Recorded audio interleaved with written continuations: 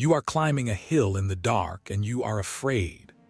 It is a warm, close night somewhere in the middle of the 1600s, in the northeast of a colony that Europe calls Brazil, and you have been walking up a forested slope for hours, pushing through the wet green wall of the Atlantic forest, your legs torn by thorns, your heart going like a drum.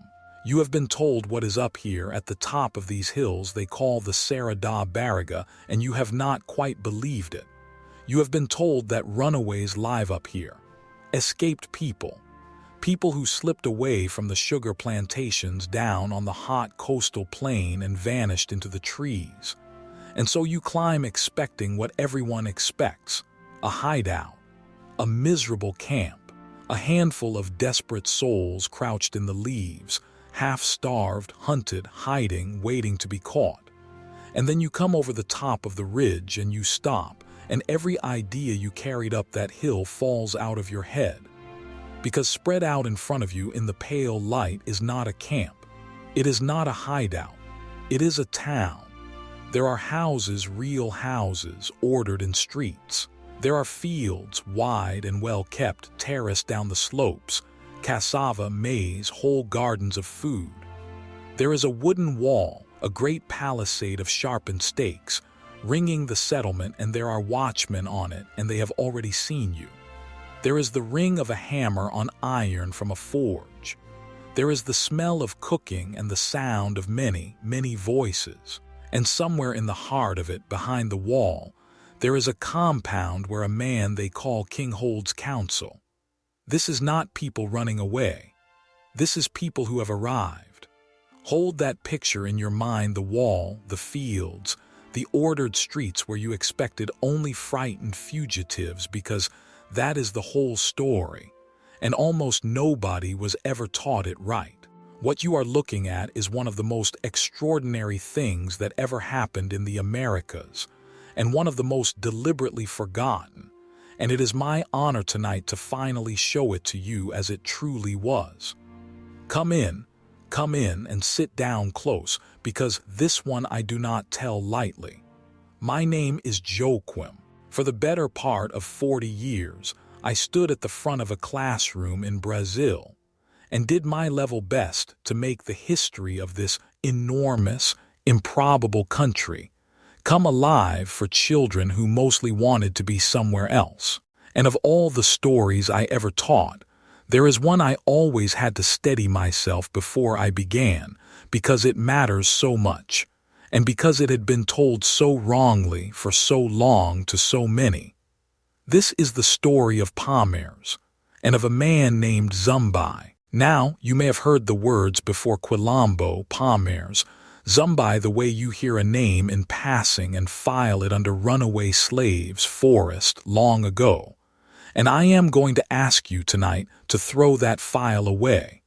Because what I want to teach you is not the story of some people who fled and hid. It is the story of a kingdom, a real one, a self-governing society of tens of thousands of free people, built by the hands of those who had escaped bondage, defended for the better part of 100 years against the full might of 2 European empires, in the heart of a colony built on slavery. But I have to warn you, my friend, because you know me by now, or you soon will. I do not tell the brave half of a story and stop there. Palmares is a genuine wonder, and I want you to feel the wonder of it fully, because it is earned.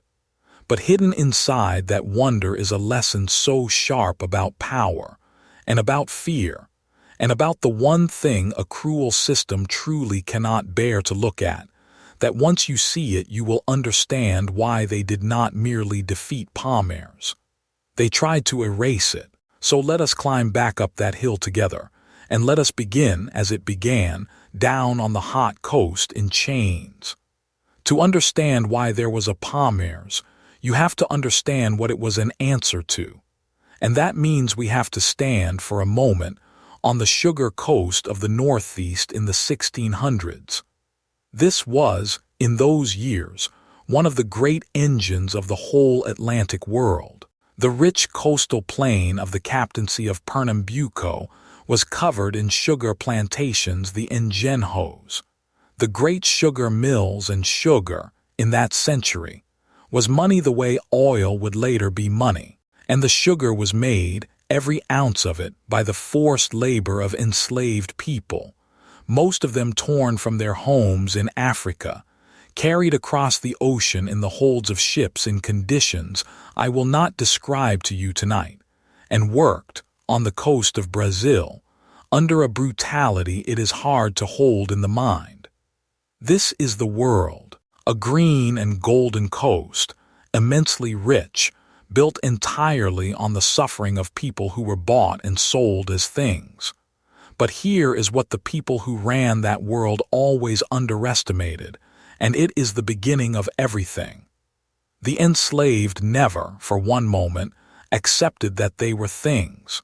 They resisted in every way a human being can resist, and one of those ways, the boldest, the one that built our story, was simply to leave, to run, to wait for the dark or the confusion of a harvest, and to slip away from the plantation and disappear into the one thing the coast had endless amounts of and the planters could not control: the vast, wet, tangled Atlantic forest that ran up into the hills of the interior. A single person who ran and hid was called, and the community they might form was called, a Macaco or a quilombo, words carried over from Africa, meaning more or less a settlement, a war camp, a place of the escaped.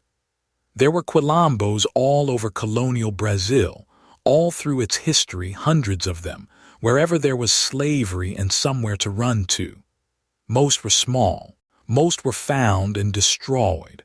But up in the Serra da Barriga, in the forested highlands of what is now the state of Alagoas, something happened that had never happened before and would never quite happen again.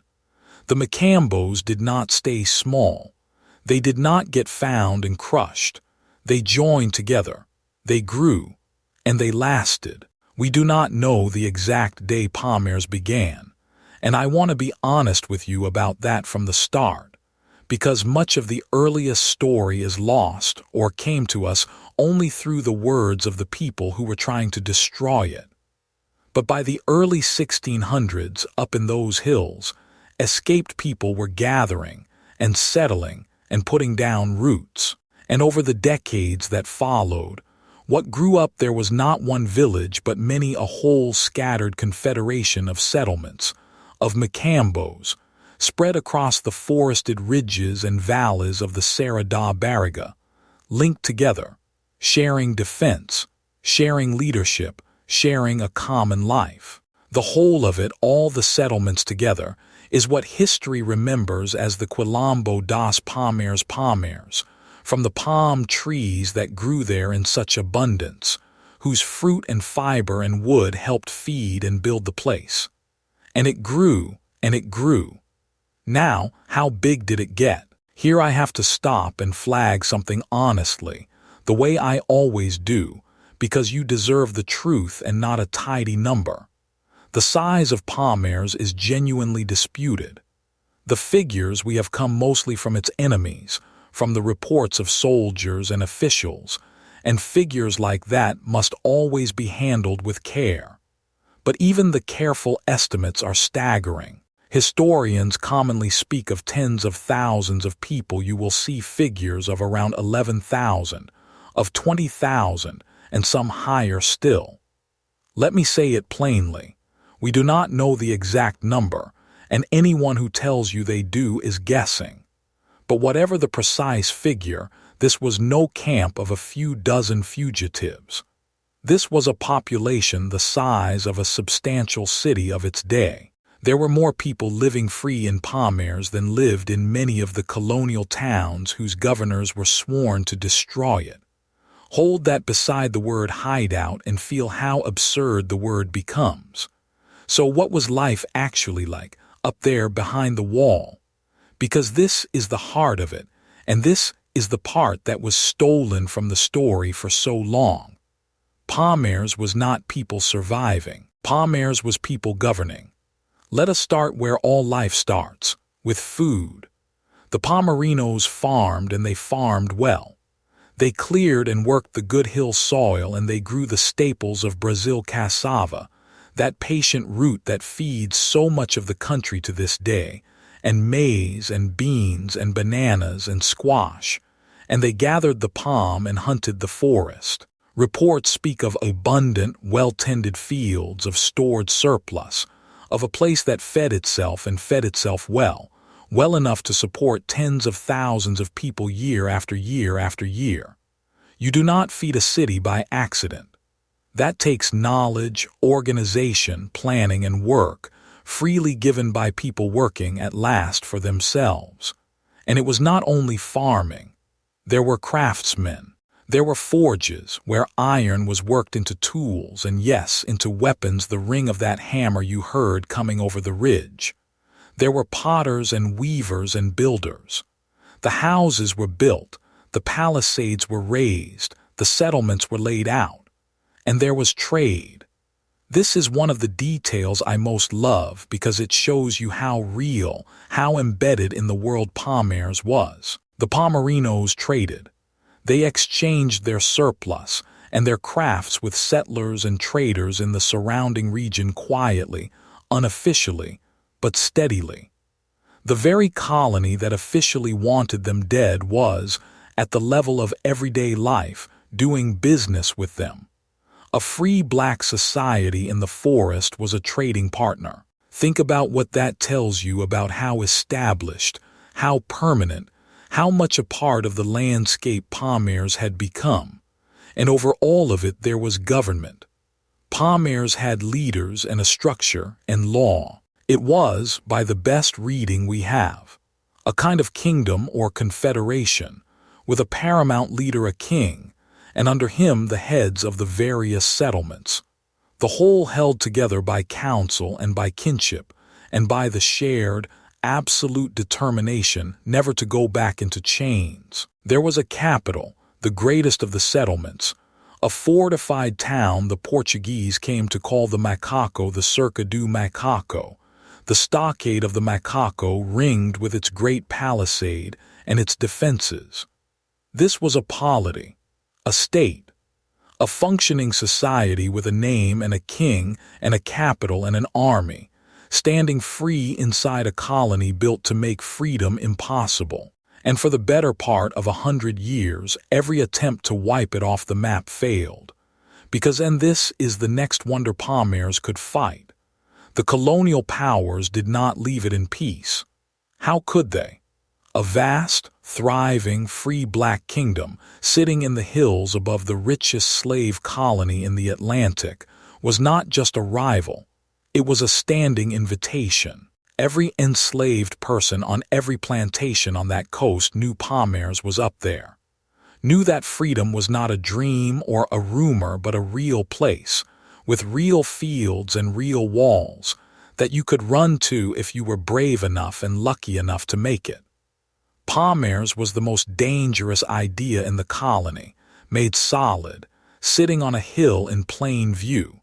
It had to be destroyed, and so they tried, again and again and again.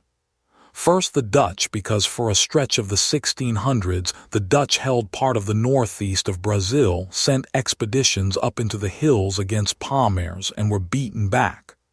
Then the Portuguese, when they retook the region, sent their own, expedition after expedition, year after year, decade after decade. And for a very long time, Palmares won. It won because of the land, the steep forested hills, the hidden paths that only the Palmarinos knew, the ambushes laid in the green dark. It won because of the palisades and the watchmen and the warning system that let a settlement empty and melt into the forest before an army could reach it, and reform behind them once the soldiers had gone. And it won because the people fighting for Palmares were fighting for the one thing worth everything, their own freedom and their children's. An empire's soldier fights for pay. A free person defending the only free ground they have ever known fights for their soul. That is not a fair contest, and for the better part of a century it showed. Which brings us to the two great names, the two men whose choice at the very end of the story tells you everything about what Palmares meant. By the later 1600s, the paramount leader of Palmares, its king, was a man remembered as Ganga Zumba.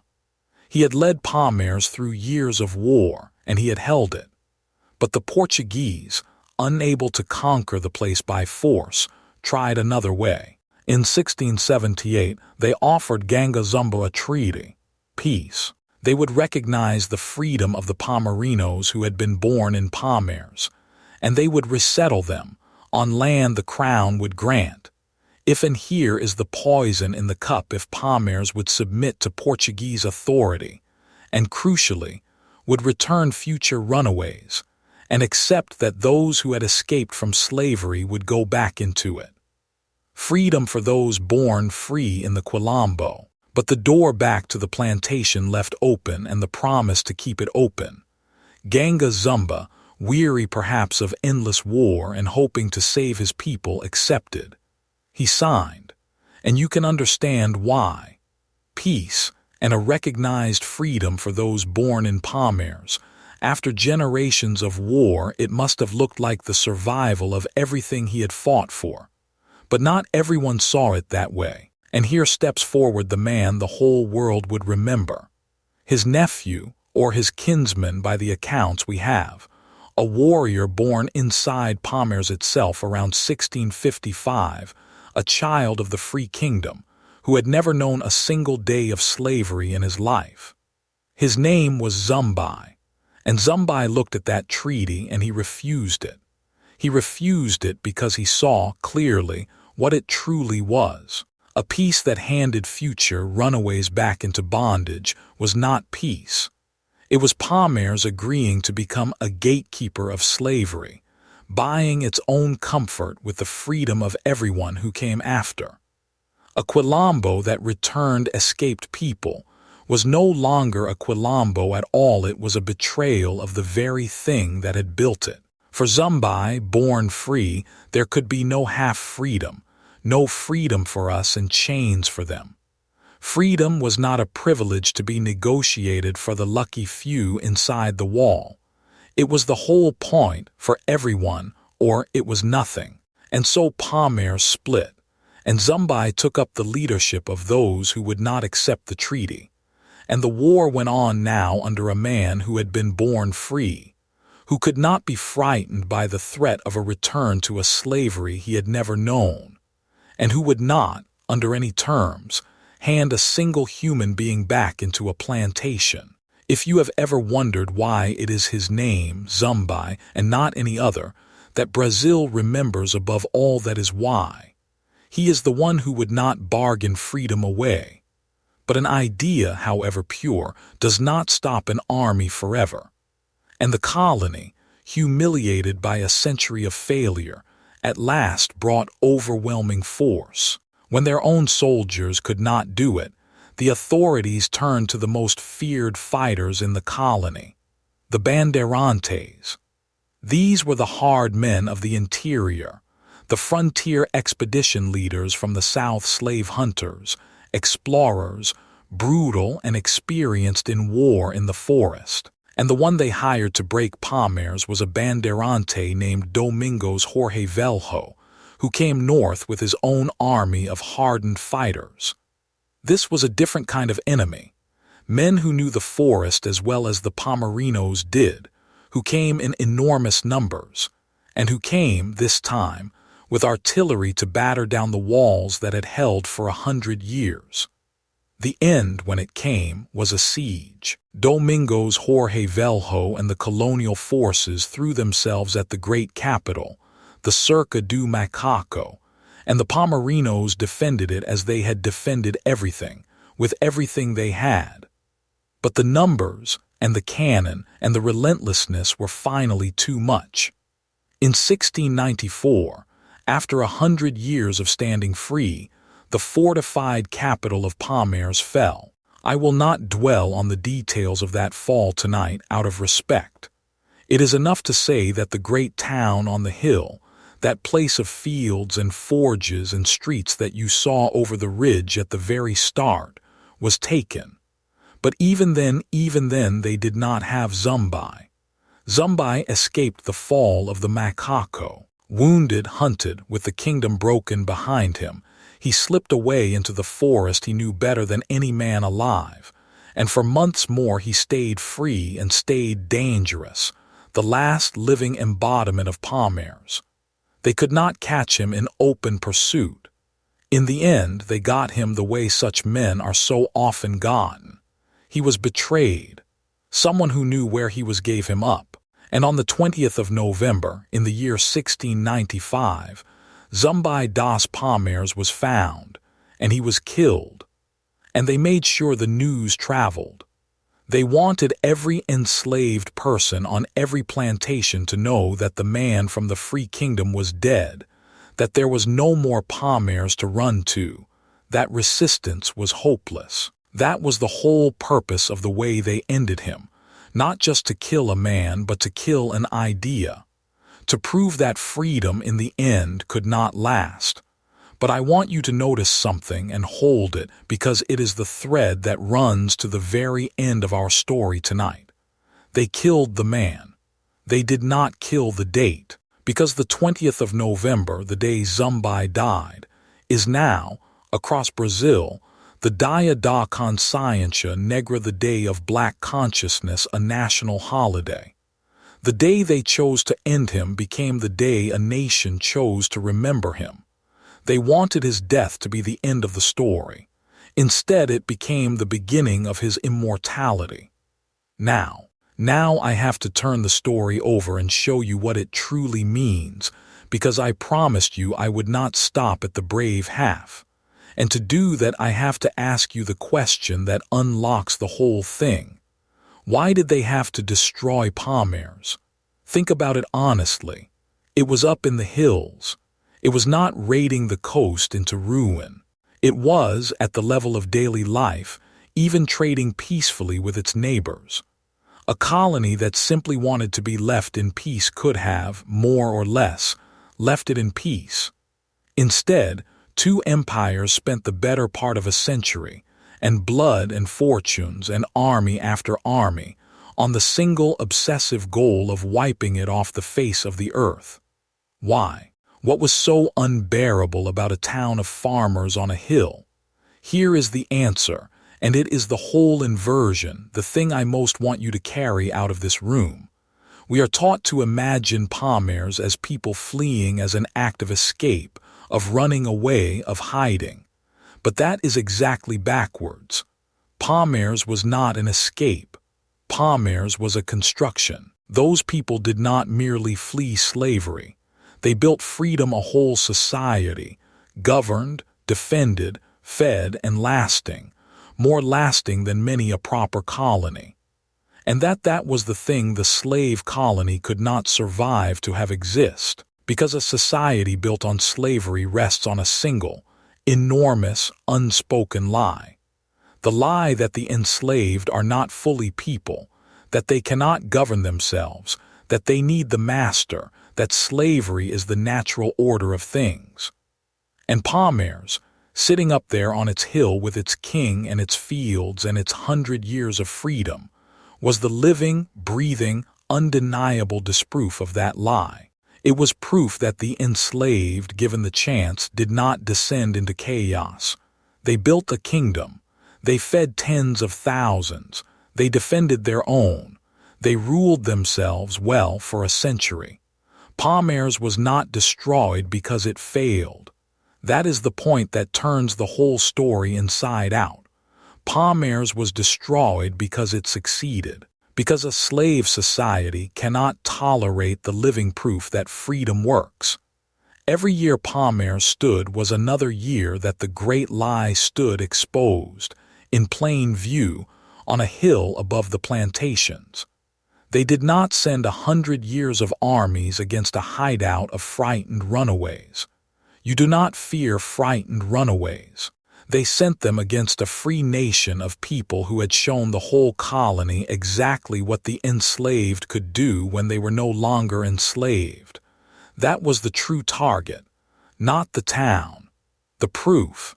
And I am not just giving you my own reading here, my own teacher's moral. This is the understanding that serious historians have built patiently over many years. And I want to name them, because you deserve to be able to go and read for yourself and not simply take an old man's word for it.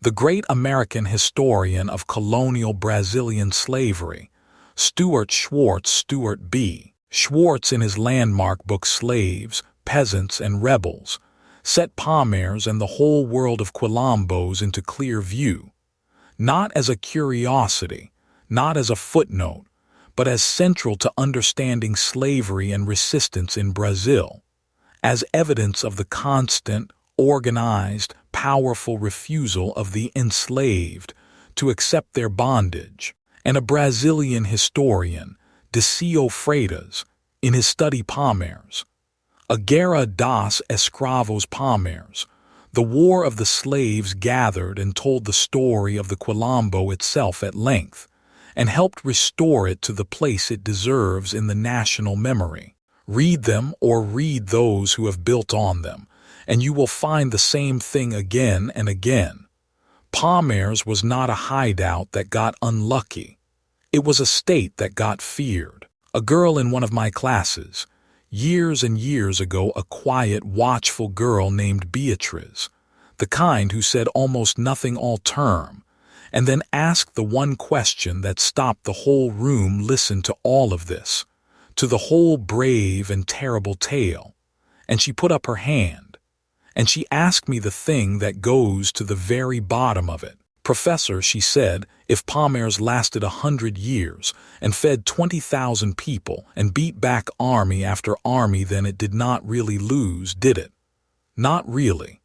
And I remember I put down my chalk because Beatriz had, without quite knowing it, asked the deepest question in the whole story. And I told her, "Beatriz, that is exactly right, and I want you to remember it your whole life. A thing that is destroyed has not necessarily failed. Palmares was defeated in war, yes. The walls came down and the king was killed. But the purpose of Palmares was never to hold one hill forever. The purpose of Palmares was to prove that free people who had been called things could build a whole world of their own, and it proved that completely, for 100 years, and no army that ever climbed that hill could unprove it. They won the battle and lost the argument. And in the long run of history, Beatriz, it is the argument that matters. That is why we are still saying these names and they are not." And she thought about that in her quiet way, and she nodded, and she never forgot it. And neither, I hope, will you. So let me turn now, away from the green hills of Alagoas and toward you, wherever you are sitting as you listen to me, because this is the thing I most want you to take out of tonight. There is a lesson buried in Palmares that reaches far, far beyond one hill in Brazil, and it is this. The people who hold unjust power are almost never most frightened by anger. They can withstand anger. They expect it. What they truly cannot bear, what they will spend a century and a fortune and any amount of blood to destroy, is proof. Proof that the thing they insist is impossible is, in fact, already being done. A society that enslaves fears nothing on earth so much as the living demonstration that the people it enslaves can rule themselves perfectly well without it, because that proof does not argue with the lie. It simply stands there, breathing, and makes the lie unbelievable. And a lie that no one can believe any longer is a power already dying. That is why they burn the town. And here is the last turn, the one I want to leave in your hands. They could burn the town. They could take the Macaco and break the walls and kill the king. But they could not burn the fact that it had existed. They could not unmake the century in which tens of thousands of people had lived free on that hill. The one thing an empire with all its armies could not destroy was the memory, the knowledge, passed down and down and down, that it had been done, that freedom had been built and held and had worked. They killed Zumbi to end the story, but you know his name. Across a whole nation, 4 centuries later, on the very day they chose to kill him, people say his name out loud. The memory was the one fortress they could never storm. It is still standing. You are standing in it right now. Now I would genuinely love to hear from you on this one, and I have 2 questions, and I mean them both. First, the simple one. Before tonight, did you know this? Did you know that for roughly 100 years, a self-governing kingdom of tens of thousands of free people, built by those who had escaped slavery, stood and fought and fed itself in the hills of Brazil? Or is Palmares a word you had heard in passing, but never really understood until now? I am always curious how far this story has been allowed to travel, and how far it has been kept quiet. And second, the one I truly care about, and it reaches beyond Brazil. Think of another time, anywhere in history or even in the world around you now, when people in power went to enormous, disproportionate lengths not to defeat something dangerous, but to erase something that simply proved them wrong. When the real crime was not rebellion but proof. Tell me in the comments. I want to see how many of you have seen power fear a demonstration more than it fears an attack. And if this was worth your time, if you did not know that the largest and longest-lasting community of free, escaped people in the whole history of the Americas rose and ruled itself for a century on a Brazilian hill, and was destroyed not because it failed, but because it worked, then do an old teacher one small kindness and subscribe. Because the history of my part of the world is full of stories exactly like this one. Enormous, astonishing, deliberately forgotten, and left out of everyone else's schoolbooks. And I mean to keep bringing them up into the light, 1 warm hour at a time, for as long as you will sit with me. My name is Joaquim. Thank you for staying to the end. And the next time someone tells you that some group of people simply cannot govern themselves, that it is impossible, that it is against nature, do me a favor, and think of a town of fields and forges and free streets shining on a hill in Alagoas, and of the name they could not kill. Say it once for me. Zumbi.